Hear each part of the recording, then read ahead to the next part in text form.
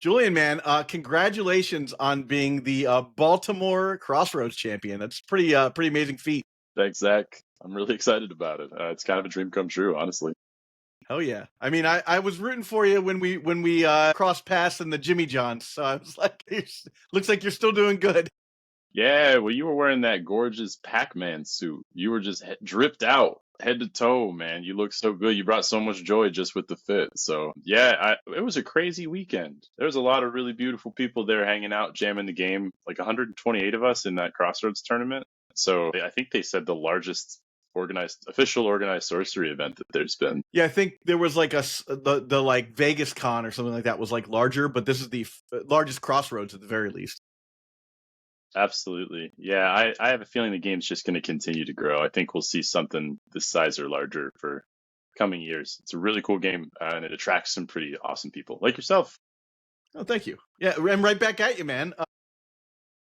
So let's talk about your deck real fast and kind of go over some choices that you made and just sort of explain if we can why you did as good as you did. I think this was a really well positioned list. Let's make it like that. I think this was a really well positioned list, and it would be interesting to talk about some of the choices you made. Obviously, one of the first choices I think everyone can see here, all fire.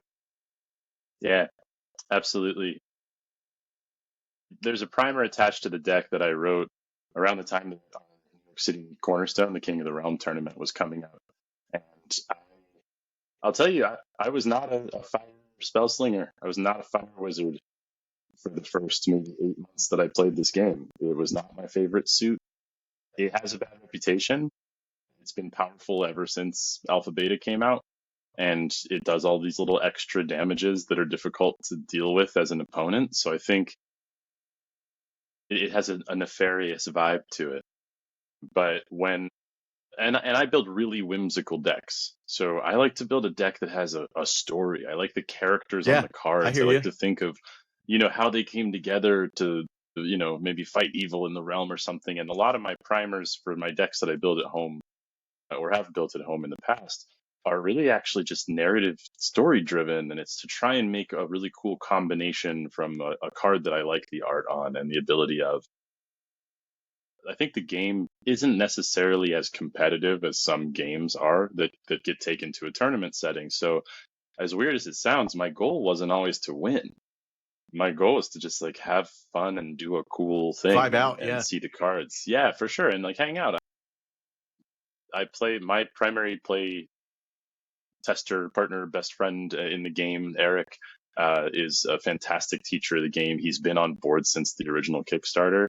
And so he taught me the game around the time Arthurian Legends came out. And I was building, air, water, fairies deck, featuring the fairy queen and things like that. Then over the summer, as the tournaments started to pop up, the Cornerstone started to get announced, the convention dates started to get announced. All of the players in my local group started to like bear down and get really sweaty and start to play really hard. And so the games, all of a sudden, I went from sometimes winning to never winning. And I was getting my butt kicked. And I thought, okay, I guess I have to change my approach if I want to participate in this part of the game. And when I took all the decks apart, went back to square one, I wanted to look at what people were doing that was successful. And one of the approaches this year that has kind of emerged in the meta as being really popular, of course, is playing the Druid Avatar. It's almost controversial how powerful the Druid Avatar is, with, Tawny being a sort of free summoned airborne spellcaster that comes back again and again with the flipped abilities of Druid and Thorns. It's a powerful avatar. So I started there, and then I saw that folks were playing a very popular deck, especially because of Duo's Gen Con win, the Steam Druid. And I noticed something about Steam Druids. When they play their water cards, they take their foot off the gas. And I was watching them open up with these really fast charge minions, these really great spells and abilities. And then I would watch them play defensive, preparing to possibly take a swing from their opponent. And I was wondering, why'd you take your foot off the gas? I think if you would have just kept going with all of that, you would have probably got him to door and been able to hit him. Maybe people are or averse to losing life totals.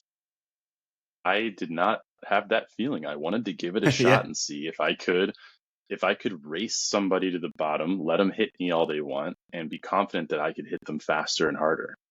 And so that was the birth of this deck. And I say it in the primer, but the deck is called Seeing Red, because I was so frustrated from getting my butt kicked over and over again by these great players that I play with, every week at our local shop, that I was seeing red. So I got real mad and I got real aggro, and even maybe went past the aggressive meta to see just how much I could turn up the heat. So I have a question. So you played in the top deck Cornerstone event, right? You were there with me and Harry and a couple other guys. John Herbig was there and Lauren was there as well.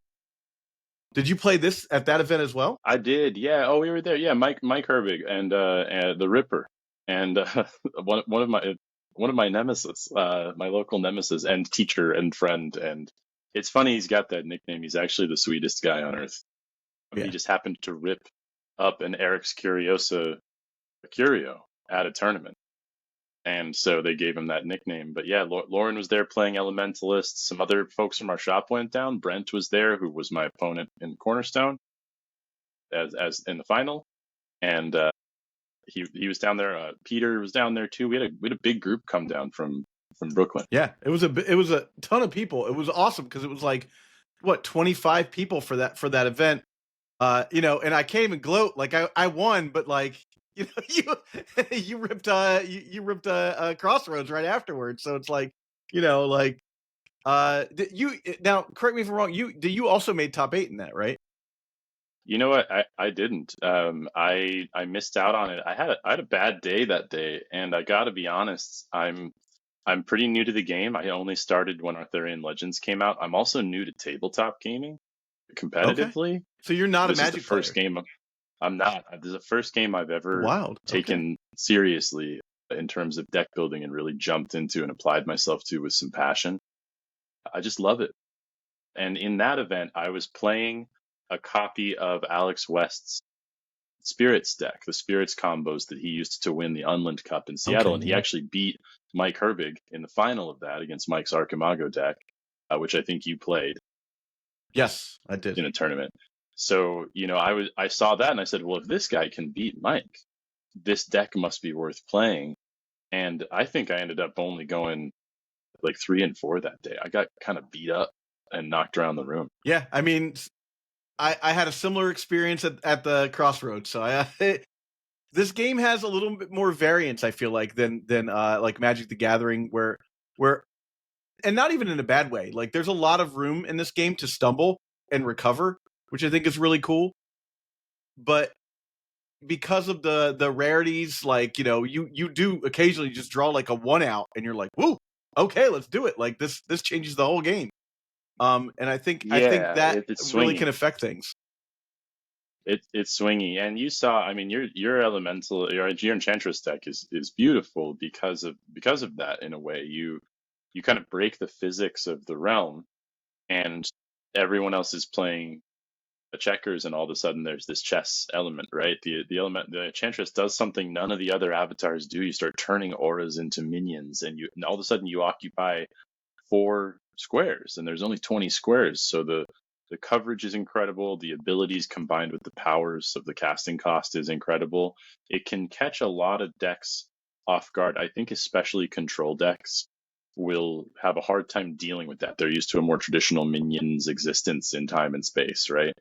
And I ran into some of that too. I think at the time, Archimago and Steam Druid they were competing to see who was going to be,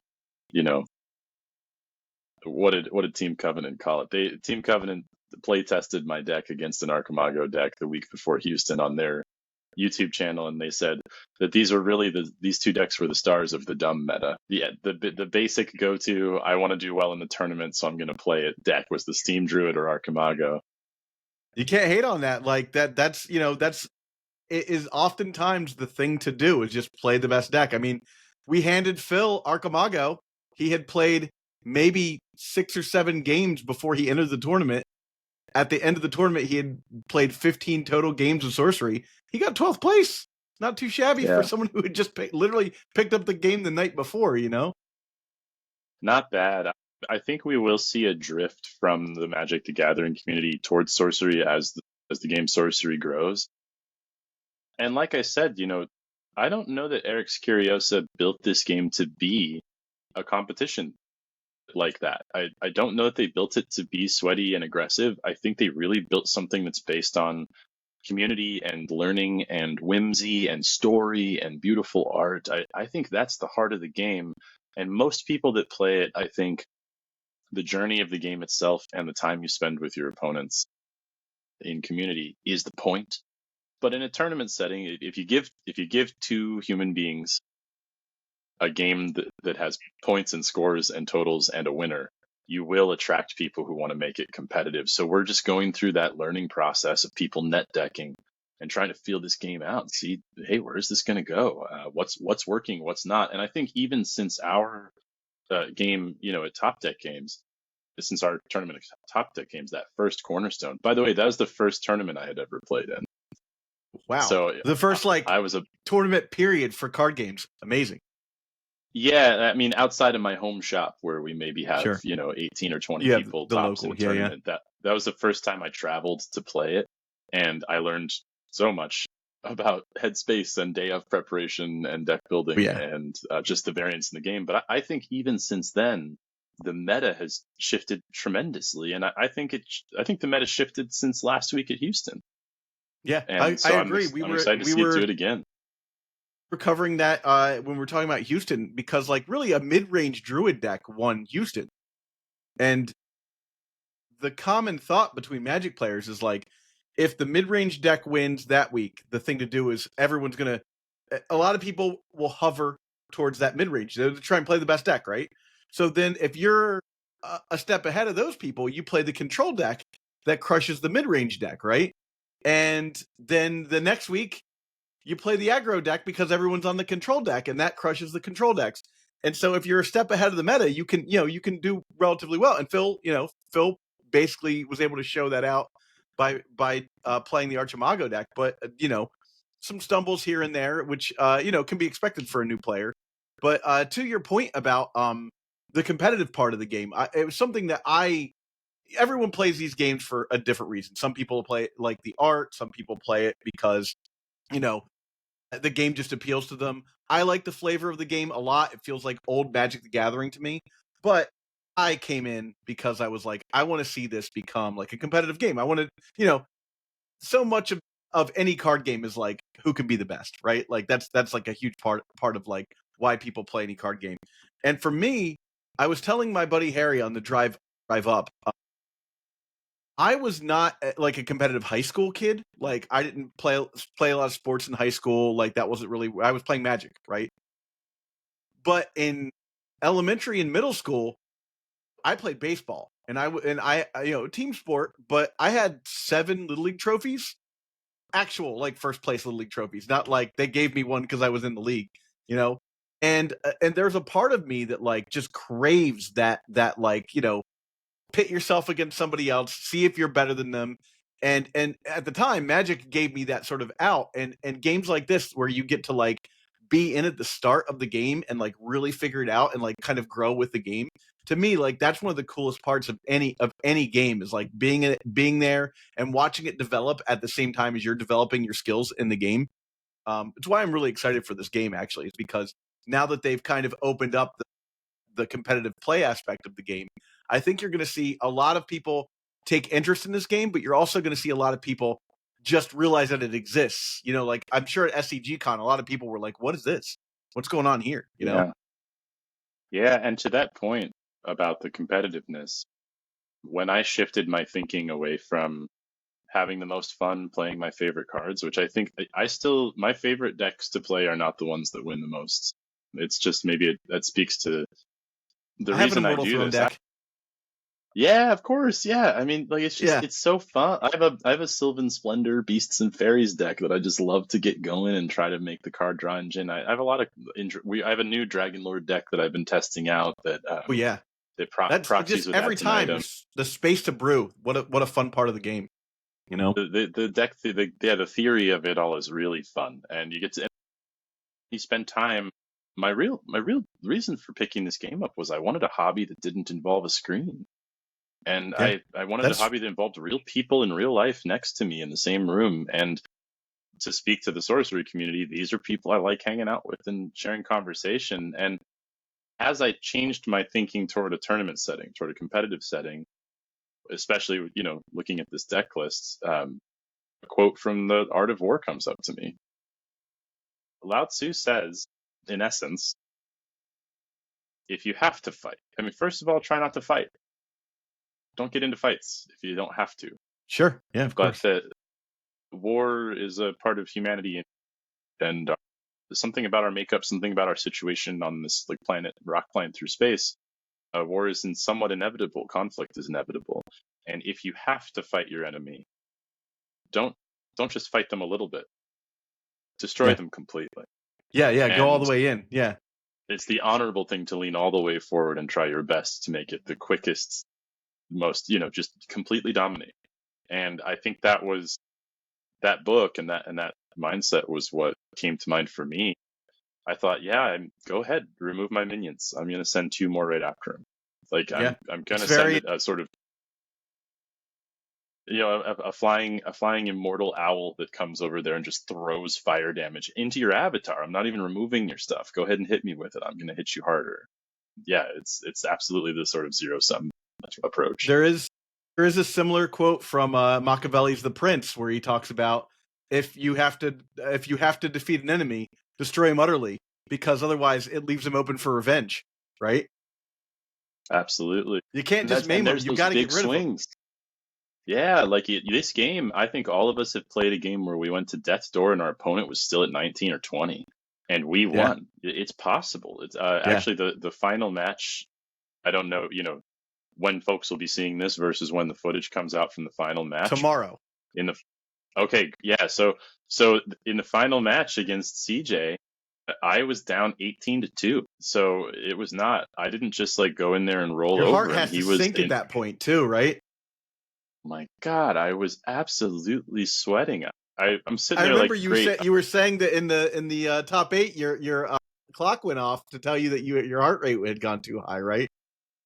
That was my first game against Alex Count Tolstoy, who plays the Shrink the Frog deck, which is maybe one of the finest built decks and one of the finest players I've ever come across in this game. Really, really awesome guy and a very smart approach to the game that I think is pretty unique. We were like 9-7 and we were getting close, and I realized that he probably had me in 2 turns and that I probably had him in 2 turns, but anything could go wrong, So I was 1 turn ahead and we were both pretty much on target. So as it was coming down, my Apple Watch goes off, and my friend Brendan took a video of the game, and you can see it in the game. I had my hand on the table, and my Apple Watch says, "Hey, your heart rate's been above 120 for 10 minutes while sitting. Are you okay? Are you having a heart attack, sir?" Yeah, of course. That's sort of part of the thing I was talking about, craving that competitive thing is it is like almost exercise, putting your mind in that space to do battle against somebody is, to me, one of the coolest things about collectible card games is you're already stretching your mind out to understand, to just grok the game, period. But then deck building is its own thing, and some people just stop there and they're like, deck building, this is the funnest part of the game, right? And then when you go into the competitive scene, you start playing in tournaments, even when people are getting sweaty, especially for this game, everyone was extremely cordial, super cool. I even had a couple situations where I was like, I definitely messed up. Do you mind if I just nothing's changed? Do you mind if I just take this back? It's definitely incorrect for me to do this. And people were like, yeah, it's fine. I was like, oh, thank you. Yeah, no one's you said no. Gotcha. Yeah. Yeah, there's no gotchas. Yeah. I don't think there's any need to be petty or shrewd about it or something like that. Everyone's very accepting of the fact that we're all playing a really complex game, and we would want that same grace from our opponent. And so we offer them that grace, knowing and hoping that they'll offer it back. Yeah. I think another thing that really helps with that is the amount of value that we got just from showing up. And I'm going to go over this in another episode specifically, but like between trading in swaps, being offered like Dragon Lord at retail, right? The promos that you get, and they gave out so many extra free things. Like I think I paid we paid $35 for that tournament. I think I came in 42nd. I think I walked away with like $600 in value. That's insane. Absolutely. That's wild. I mean, So yeah, it's very easy to be like not a jerk to people when like everyone's walking away with something pretty amazing afterwards. Yeah, if you like the game, like if you really like the game, you're gonna walk away happy no matter where you place. If all that you like is winning and you don't really care which game it is, this might not be the game for you. Sure, yeah. But if you really like the game, you're gonna walk away with proprietary art signed by these awesome artists that they've helped to live their lifestyle by paying them fairly as professional illustrators. The game designers, the folks like Jesse and Drew and Chase and all them who are the awesome ambassadors for the game at these events, in at least here in on the East Coast and in North America. I think you're right. The value you get for just showing up to play Sorcery is well worth what it costs, and I think it'll continue to be. Yeah. So let's cover a little bit of your run here, just in the last 10 minutes. So, do you happen to know off the top of your head what you played in the first round? Yeah. Let's see. I started the day against Oso, playing a Wave Shaper deck, and he almost beat me. It was 9 a.m. I'm not a morning person. Same. Yeah. Like 3 a.m. I'd love to play a game of Sorcery. I think I'd be sharp. 9 a.m. I used to be a bartender. Like playing in the morning was so hard for me. Yeah. Like I've only been asleep for 4 hours. Yeah, like I'm out late. So that was a tough one. He really got on me fast, and I had a pretty bad draw. And he had Atlantean Faith down, and he was riptiding things, and Mariner's Curse came out too. I was lucky enough to draw a Jihad, and was able to kind of dump my hand to stabilize and clear his board with some Disintegrate. Drew a Poison Nova that was really helpful against some Naiads. A Great Famine came out, so I was able to stabilize and clear the board with a lower life total. And then, was able to seal the deal, and skin of my teeth in game 1. Nice. Game 2, I played against a Pathfinder, Chris, and that game was, I have to say, Chris, you're a really awesome guy. It was a blowout. I got him 20-0. Ooh, rough. My deck rolled out exactly as designed, so I was able to kind of draw into turn 1, playing a Forge, creating a Lance, summoning Tawny, and playing the Ring of Morrigan. Gross. And so my first turn, the amount of value I got just from that site drop and one artifact. Usually folks don't do well against me if I get that value. And then of course I play forward with Deserts and a Warhorse.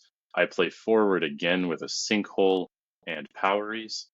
And so I'm hitting him for 5 or 6 already on turn 4 or 5. That's brutal.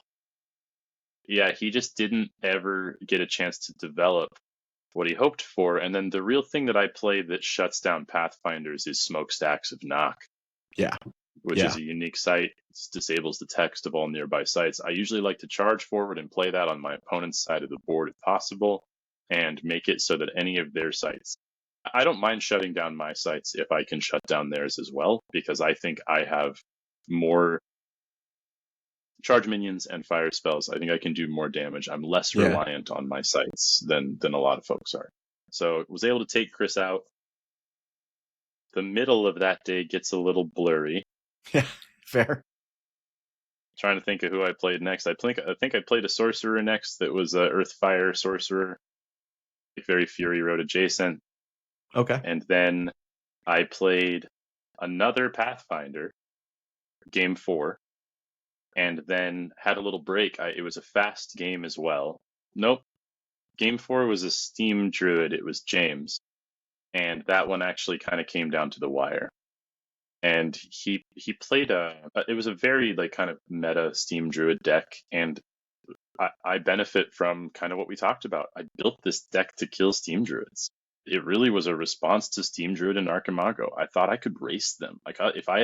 It's kind of like the kid who used to race you on the playground and say, "Hey, do you want to race?" And they'd say, "Yeah," and they'd say, "Okay, 1, 2, go," and they'd start running before you Yeah, were they just ready. go. Yeah.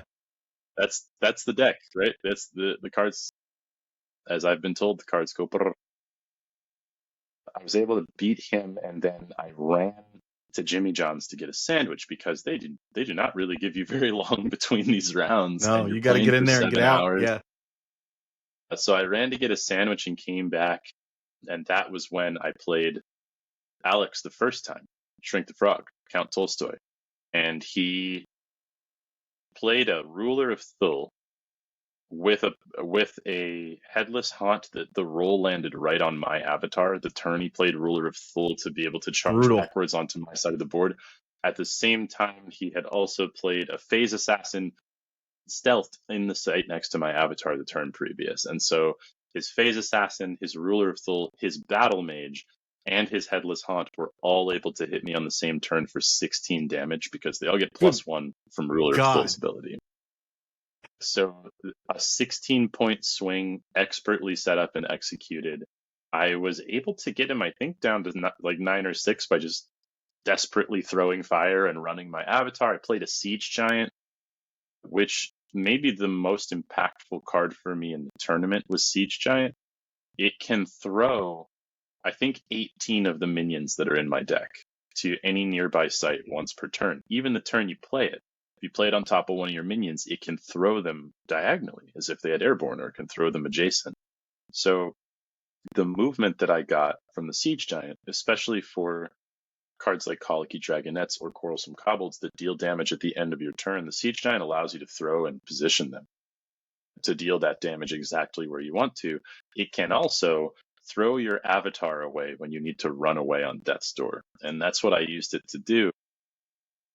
And I was able to use some spell to get rid of one of the last minions I hadn't killed. After he hit me for 16, I stepped forward, turned around, and cast Fire Breathing with my avatar. So I was able to destroy all but his Battle Mage and the ruler itself that had been a square away.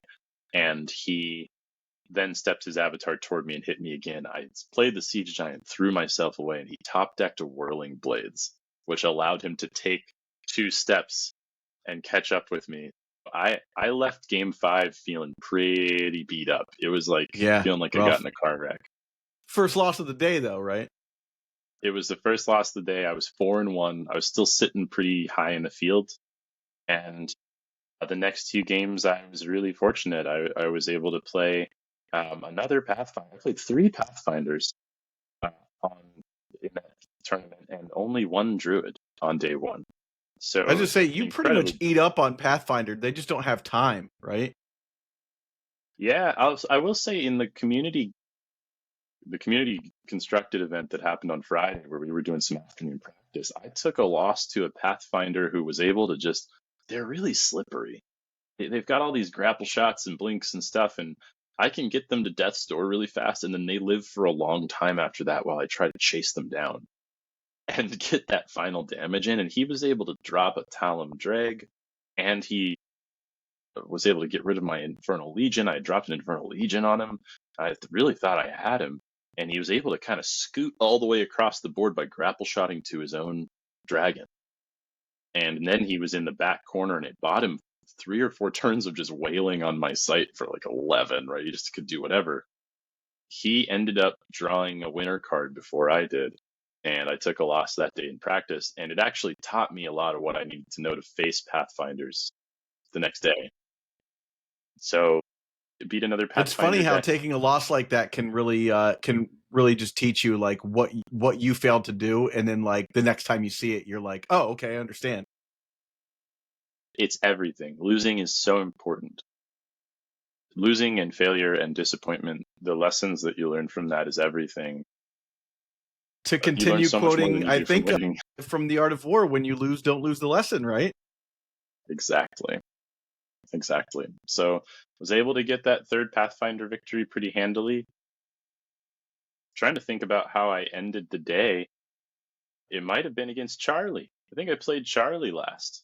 who is just like one of the sweetest men ever. We just became friends on Discord. So yeah, those last couple of games, my script went exactly how I wanted it to.